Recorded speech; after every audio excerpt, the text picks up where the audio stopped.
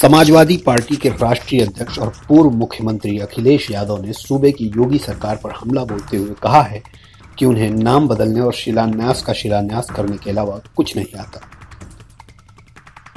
सूबे की कानून व्यवस्था पूरी तरह ध्वस्त है और सरकार केवल अपने प्रचार प्रसार में जुटी है। सपा शासन में शुरू किए गए विकास के काम भी सरकार आज तक पूरे नहीं कर सकी है। एक सवाल के जवाब में उन्होंने कहा कि हम बदले की भावना से काम नहीं करते, पर साथ ही चेताया है कि एक साल बाद 2022 में हम सत्ता में आने वाले हैं। सरकार जो बोएगी वो काटना भी पड़ेगा।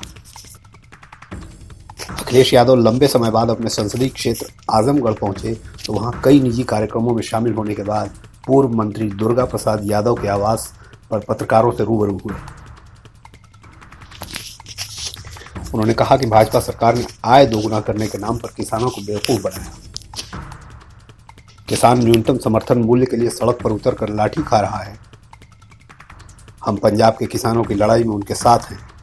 भाजपा ने ऐसा कृषि कानून लाया है जो खेती को बर्बाद कर देगा।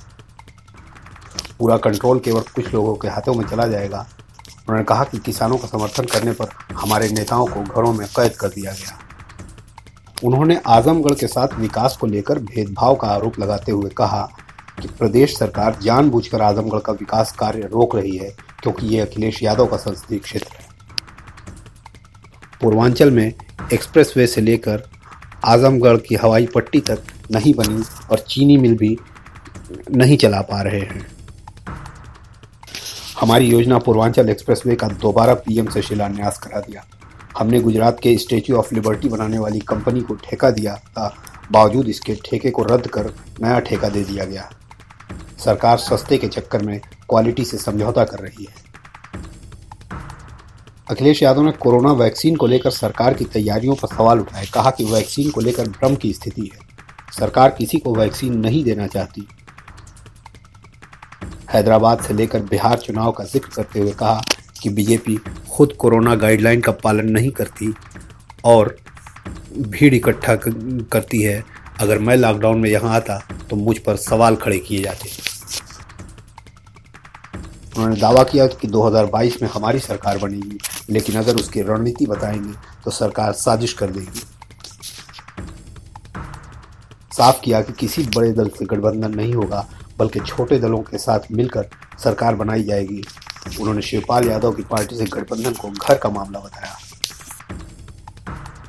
उन्होंने कहा कि कानून व्यवस्था का यूपी में बड़ा बुरा हाल है। ह्यूमन राइट्स ने प्रदेश सरकार को सबसे अधिक नोटिस भेजे, जहां सबसे ज्यादा फेक इनकाउंटर किए गए हैं।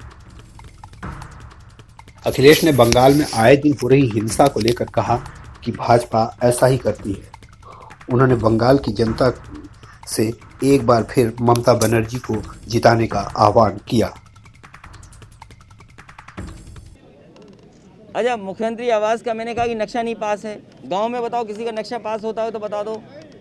क्यों किसी ने नक्शा पास कराया गांव में?